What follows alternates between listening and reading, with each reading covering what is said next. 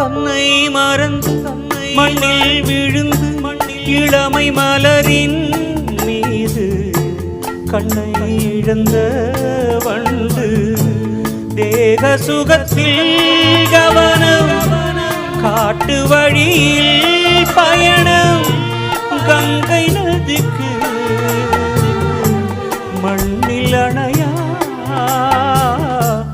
இளமையெனும் பூங்காற்று